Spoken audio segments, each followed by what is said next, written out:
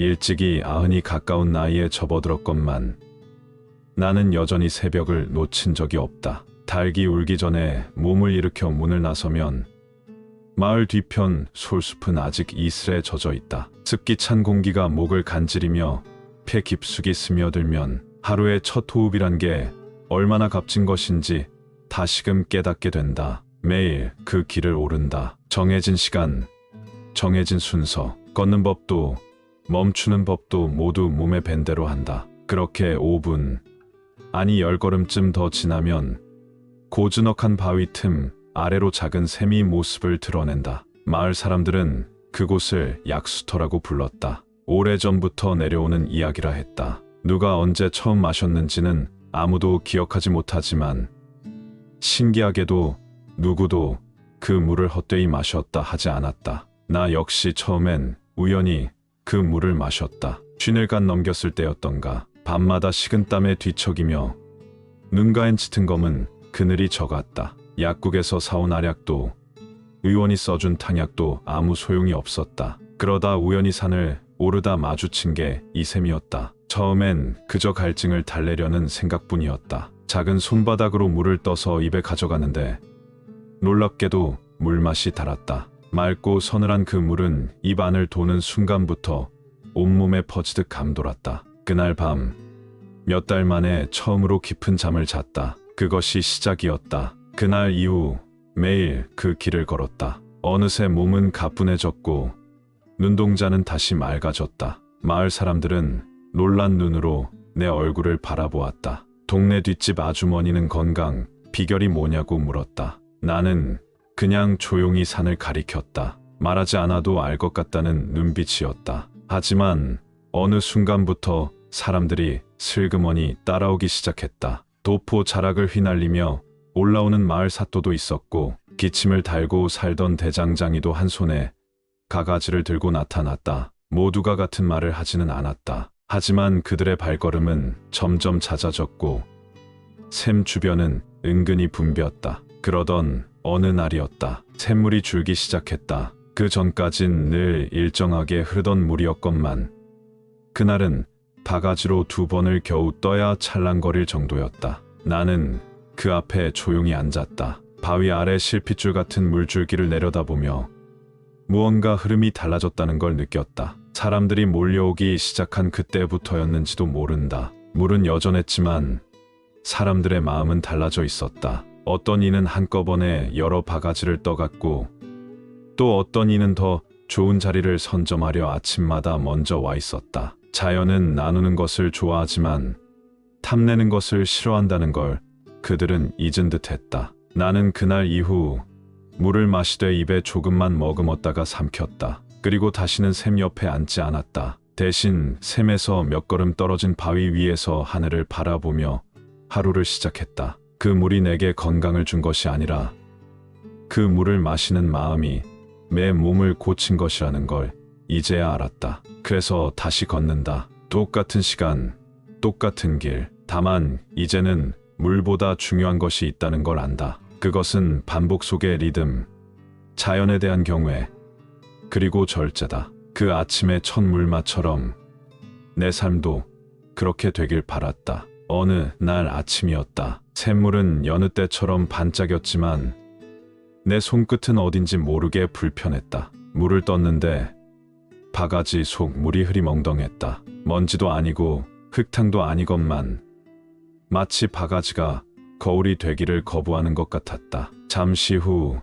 익숙한 발소리가 들렸다. 마을의 대장장이었다. 그는 여전히 거친 기침을 달고 있었고 손등에는 덜 아문 화상 자국이 있었다. 그는 조심스레 내 옆에 앉으며 요즘 들어 밤마다 꿈에 같은 여인이 나온다고 했다. 생전 본 적도 없는 여인이라며 의아했지만 그녀가 나타난 이후 아침마다 샘물이 예전 같지 않다 했다. 그 말에 나는 속으로 어떤 결을 느꼈다. 나 역시 지난 며칠간 유독 선명한 꿈을 꾸었다. 어릴 적 집 뒤편 산비탈, 그곳에서 본 이름 모를 꽃, 그리고 누군가가 속삭이듯 들려주던 말. 꿈속에서는 언제나 그 꽃이 시들고 있었다. 대장장이가 떠난 뒤 나는 문득 샘물에 대고 물었다. 도대체 무엇이 흐리게 만든 건가? 시간이 흘러 물맛이 바뀐 것인지, 아니면 우리 눈이 예전과 달리 흐려진 것인지.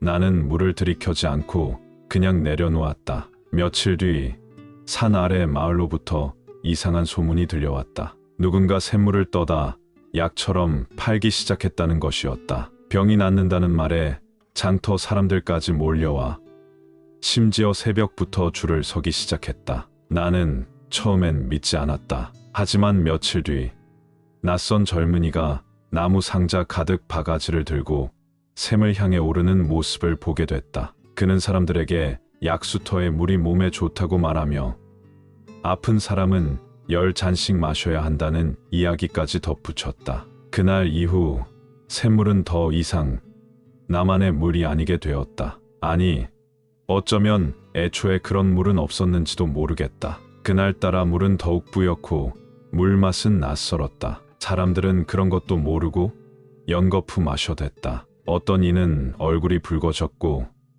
어떤 이는 속이 뒤집혔다고 했다. 그 즈음이었다. 아주 이상한 노파가 찾아왔다. 눈이 희끄무레하고 입가엔 짐짓 웃음인지 헛웃음인지 모를 흐림이 맴돌았다. 노파는 물을 마시지 않았다. 그저 샘 옆 바위에 앉아 나뭇가지로 땅을 긁으며 무언가를 툭툭 중얼거렸다. 마을 사람들은 그녀를 피했지만 나는 몇 날 며칠 그녀 옆에 머물렀다. 그녀는 어느 날 내게 말했다. 샘물은 사람의 입보다 땅 속에서 더 오래 맑았다 한다고. 사람들이 욕심을 담아 물을 마시는 순간 그 물은 사람보다 먼저 병든다는 것이었다. 그녀는 그 말을 던져두고 사라졌다. 그 뒤로 다시는 나타나지 않았다. 이상한 일이었다. 그녀가 떠난 그 다음 날 샘물이 처음처럼 맑게 돌아왔다. 단 하루뿐이었다. 사람들은 그걸 신기해하며 다시 줄을 섰지만 이튿날엔 또다시 물이 흐려졌다. 그날 밤 나는 대장장이의 꿈 이야기를 떠올렸다. 그가 말한 여인, 내 꿈 속 꽃, 그리고 노파의 말, 모든 것들이 하나의 줄기에 엮여 있는 듯한 느낌이 들었다. 그리고 문득 이런 생각이 스쳤다. 혹시 이 샘물은 몸을 고치는 물이 아니라 욕심을 드러내는 거울이 아닐까? 나는 다음 날부터 샘에 가지 않았다. 대신 뒷산보다 조금 더 깊은 산 쪽으로 방향을 틀었다. 그곳엔 아무도 오지 않았고 나무들은 말없이 서 있었다. 나는 흙을 파서 냄새를 맡았다. 나무 껍질을 벗기고 그 결을 들여다보았다. 몸이 가벼워졌다. 그제야 알 것 같았다. 내가 매일 마신 것이 물인지 아니면 물에 기대어 만든 습관이었는지, 그리고 건강이란 것이 정말 병이 없는 상태인지 아니면 남에게 흔들리지 않는 나만의 리듬을 지키는 일인지. 바가지 위 물결이 거울이라면 그 속에 비친 내 얼굴은 한때 젊었고 한때 아팠고 한때 믿었으며 지금은 비로소 흐려진 눈으로 맑은 것을 보게 된 노인이었다. 산은 나를 배반하지 않았다. 나는 샘을 등지고 더 깊은 곳으로 들어갔다. 사람들이 오르지 않는 길, 지도에도 나오지 않는 능선, 동쪽에서 해가 뜨는지조차 알 수 없는 그늘진 숲으로. 그곳엔 샘도 없었다. 물 흐르는 소리도 들리지 않았다. 다만 나무들은 그 자리에 있었고 아무 말도 하지 않았다. 나는 그 아래 엎드리거나 기대거나 때론 눕기도 했다. 처음엔 허전했다. 입안은 텁텁하고 눈앞엔 며칠 전 샘물에 비친 이의 얼굴이 자꾸 떠올랐다. 불만이 가득한 입술, 의심하는 눈동자, 그리고 흥정하듯 들이키는 턱선. 밤에는 가끔 이상한 기척이 있었다. 짐승의 숨인지 바람에 움직이는 나뭇가지인지 알 수 없었다. 어느 날은 가죽신을 신고 걷는 소리가 멀리서 들려왔다. 나는 귀를 세웠다. 몇 번이고 이어지는 발걸음. 그런데 이상하게도 소리는 나를 향하지 않았다. 그저 내 옆을 지나 숲 안으로 사라졌다. 마치 내가 존재하지 않는 것처럼. 며칠 후 나는 우연히 도토리를 잔뜩 모은 자리를 발견했다. 누가 쌓아둔 것도 아니고 바람에 뭉쳐진 것도 아닌 분명 의도를 가진 손의 흔적이었다. 나는 그 옆에 앉아 기다려보기로 했다. 이틀째 되는 날 나뭇가지 사이로 작은 형체가 다가왔다. 어린아이였다. 10살쯤 되어 보였고 얼굴은 묘하게도 늙은 듯했다. 그는 나를 보고도 놀라지 않았다. 도토리 무더기를 다시 세며 입을 열었다.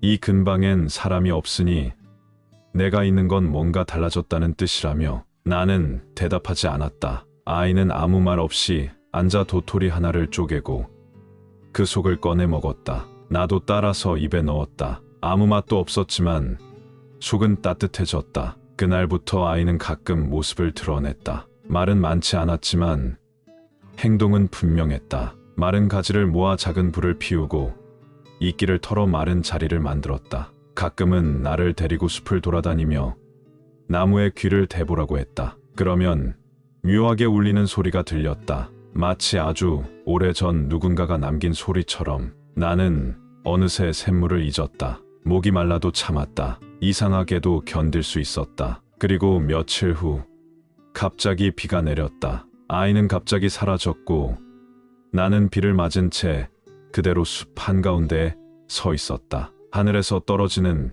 빗방울이 온몸을 때렸다. 그런데 그게 샘물보다도 더 시원했다. 나는 웃지도 않고 울지도 않고 그저 비를 맞고만 있었다. 옷은 젖었고 손등엔 떨림이 생겼다. 그리고 오래도록 앓았던 무릎이 그 순간 딱 한 번 멈추고 섰다. 마치 괜찮다고 말하듯. 그날 밤 나는 다시 꿈을 꾸었다. 샘터 옆에 앉아있던 노파가 웃고 있었다. 그녀는 내게 돌아서라고 손짓했다. 내가 고개를 돌리자 거기엔 다시 샘물이 흐르고 있었다. 단지 그것뿐이었다. 아무 말도 없었고 물도 마시지 않았다. 나는 그냥 그 옆에 오래도록 서 있었다. 눈을 떴을 땐 아이도 도토리도 불도 모두 사라져 있었다. 그리고 이상하게도 숲은 더 이상 낯설지 않았다. 나는 그대로 산을 내려왔다. 샘터는 조용했다. 아무도 없었다. 물은 흐르고 있었지만 나는 그 앞에 멈추지 않았다. 그냥 지나쳤다. 발 아래 낙엽이 바스락였고 나는 처음으로 그 소리가 반가웠다. 산에서 내려온 건 정확히 몇 해쯤이었는지 모른다. 마을은 그 사이 많이 변해 있었다. 바람은 덜 불고 아이들은 조용했으며 장터엔 더 이상 북소리가 울리지 않았다. 가장 먼저 눈에 들어온 건 샘터 근처에 세워진 작은 정자였다. 누가 지었는지는 알 수 없었다. 샘물 위엔 둥근 쇠뚜껑이 덮여 있었다. 약수 보호를 위한 시설이라고 쓰인 나무 팻말이 정자 옆에 붙어 있었다. 나는 조용히 그 옆을 지나쳤다. 마을 사람들 대부분은 나를 기억하지 못했다. 그도 그럴 것이. 나는 이미 전보다도 더 구부정해졌고 말수도 거의 사라져 있었다. 가끔 나를 알아본 이가 그 산노인이라 부르곤 했지만 그것마저 호기심 섞인 눈길에 지나지 않았다. 그러다 오래된 의원집 앞에서 뜻밖의 얼굴을 마주쳤다. 대장장이의 딸이었다. 어릴 적 병치레가 잦아 아버지가 샘물을 뜨러 오가던 걸 자주 보았던 그 아이였다. 이제는 어른이 되어 아버지 대신 의원 일을 보고 있었다. 그녀는 나를 보자 반가워하며 마루로 이끌었다. 그리고 말했다. 자신의 아버지는 몇 해 전 세상을 떠났고 말년에 손을 떨며 자주 이런 말을 했다고. 그 샘은 몸이 아니라 기억을 고쳤지라고. 나는 아무 말도 하지 않았다. 다만 그녀가 끓여준 보리차를 한 모금 마셨다. 따뜻했다. 그 샘물과는 다른 맛이었다. 그런데 이상하게도 그 맛이 더 진했다. 그녀는 내 무릎을 살폈고 맥을 짚었다. 그리고 조심스럽게 말을 꺼냈다. 이 마을에도 치매가 퍼지고 있다고. 할머니 둘, 할아버지 하나, 모두 멀쩡하던 이들이 어느 날 갑자기 기억을 놓아버렸다 한다. 의원으로서 할 수 있는 게 없어.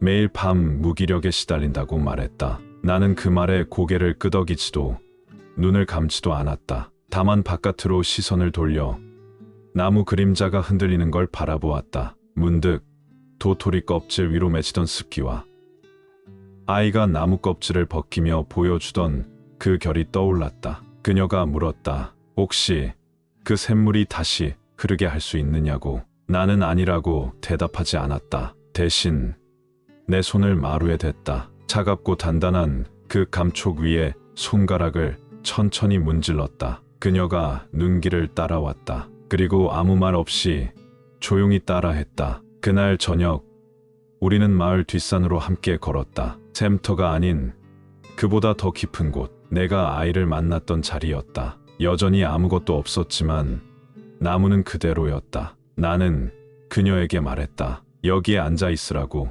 그리고 아무것도 하지 말라고. 대신 새가 우는 소리를 들을 것, 바람이 지나가는 쪽으로 등을 돌릴 것, 바위가 따뜻해질 때까지 기다릴 것, 그것만 하면 된다고. 그녀는 며칠을 그 자리에 머물렀다. 나 역시 그 곁에서 잠을 잤다. 아무 말도 하지 않았다. 도토리 껍질을 벗기지도 않았고 샘을 찾지도 않았다. 그리고 5째 날 그녀가 말했다. 처음으로 자신이 기억을 쥐고 있지 않아도 된다는 걸 느꼈다고. 그러자 웃음이 나왔단다. 나는 웃지 않았다. 다만 눈을 감았다. 아주 오래전 노파가 바위에 남긴 흔적처럼, 아이가 들려주던 나무의 숨결처럼 그 모든 것이 조용히 울리는 듯했다. 며칠 후 그녀는 이원집으로 돌아갔다. 나는 다시 산에 남았다. 사람들은 더 이상 샘을 찾지 않았다. 샘은 여전히 물을 흘리고 있었다.